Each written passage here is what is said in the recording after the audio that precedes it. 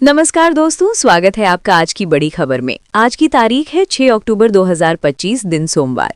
लेकर आए हैं हम मध्य प्रदेश से जुड़ी वो सबसे बड़ी और ताज़ा सुर्खियां जो आपके लिए जानना बेहद जरूरी है। राजनीति से लेकर जनता के मुद्दे तक और मौसम से लेकर विकास की हर पहल तक। आज जबलपुर दौरे पर सीएम मोहन यादव आज जबलपुर जाएंगे। सिविल लाइन स्थित महाकौशल और साइंस कॉलेज की नवनिर्मित बिल्डिंग का लोकार्पण करेंगे। कार्यक्रम में कई मंत्री, सांसद और शिक्षक मौजूद रहेंगे। इंडोनेशिया में स्कूल ढहने से 49 बच्चों की मौत। इंडोनेशिया में 100 साल पुराना इस्लामिक बोर्डिंग स्कूल ढह गया। हादसे में 49 बच्चों की मौत हुई, 14 लापता हैं। जांच में इमारत का अवैध और कमजोर निर्माण सामने आया।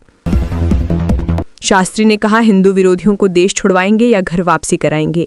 रायपुर में धीरेन्द्र कृष्ण शास्त्री ने कहा है कि हिंसा भड़काने वालों को न तो कानून बख्शेगा और न ही देश। वे हिंदू विरोधियों को देश छोड़ने या घर वापसी करवाएंगे। एमपी के कई जिलों में आज तेज बारिश का अलर्ट। मौसम विभाग ने रीवा, शहडोल, जबलपुर, भोपाल, इंदौर और उज्जैन संभागों में बिजली कड़कने और तेज बारिश की चेतावनी दी है। 3-4 दिन बाद प्रदेश से मानसून विदा होगा। तो क्या रोहित कोहली का खेल खत्म? इंडिया ऑस सीरीज में रोहित से कप्तानी लेकर शुभमन को दी गई। चीफ सिलेक्टर अगरकर बोले, वर्ल्ड कप 2027 तक बने रहना है तो रोहित कोहली को घरेलू क्रिकेट में प्रदर्शन करना होगा।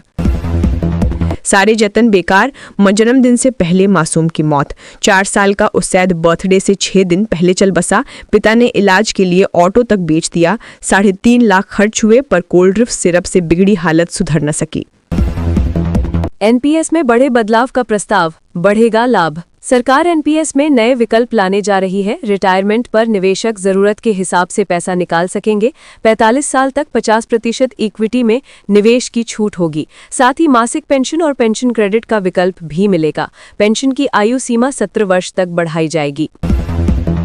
पेंशन धारकों के लिए अहम खबर, पेंशन जारी रखने के लिए जीवन प्रमाण पत्र जमा करना जरूरी है। 80 साल से ऊपर के पेंशन धारक इसे 30 नवंबर तक जमा कर सकते हैं।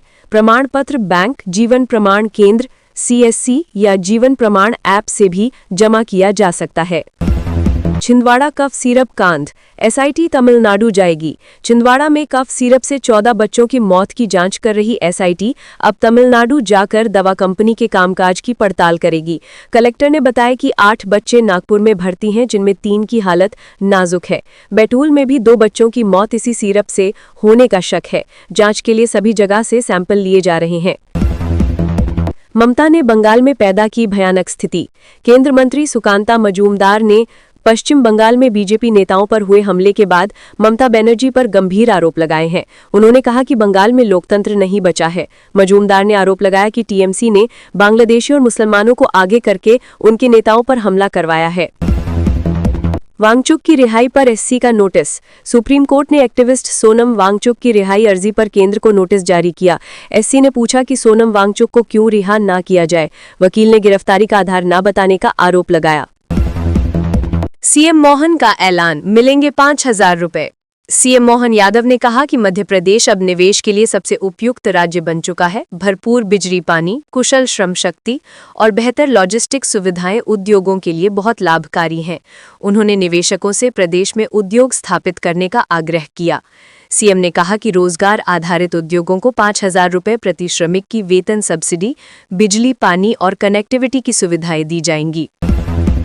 7 राज्यों में विधानसभा सीटों पर उपचुनाव का ऐलान। चुनाव आयोग ने बिहार विधानसभा चुनाव के साथ ही 7 राज्यों में विधानसभा सीटों पर उपचुनाव का ऐलान भी कर दिया है। इनमें जम्मू कश्मीर में बड़गाम और नागारोटा, राजस्थान में अंता, झारखंड में घाटशिला एसटी, तेलंगाना की जुबली हिल्स, पंजाब की तरनतारन, मिजोरम की डंपा और ओडिशा की नुआपाड़ा विधानसभा सीट शामिल है। इन सीटों के लिए 11 नवंबर को वोट डाले जाएंगे और 14 नवंबर को नतीजे आएंगे। भारत का रिकॉर्ड तोड़ प्रदर्शन, 6 गोल्ड समेत जीते 22 मेडल। भारत ने वर्ल्ड पैरा एथलेटिक्स चैंपियनशिप 2025 में शानदार प्रदर्शन कर इतिहास रच दिया है।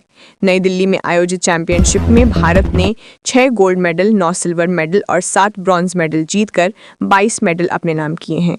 साथ ही मेडल लिस्ट में 10वां स्थान हासिल किया। चैंपियनशिप में भारत के 73 एथलीटों ने भाग लिया था। इससे पहले भारत ने जापान में आयोजित विश्व पैरा एथलेटिक्स में कुल 17 मेडल जीते थे। बिहार चुनाव की तारीखों का ऐलान। चुनाव आयोग ने बिहार विधानसभा की तारीखों का ऐलान कर दिया है। सीईसी ज्ञानेश कुमार ने बताया कि चुनाव 2 चरण में होंगे। पहले फेज की वोटिंग 6 नवंबर और दूसरे फेज की वोटिंग 11 नवंबर को होगी। 14 नवंबर को रिजल्ट घोषित किया जाएगा। पहले चरण में 121 सीटों पर चुनाव होगा, जबकि दूसरे चरण में 122 सीटों पर मतदान होगा।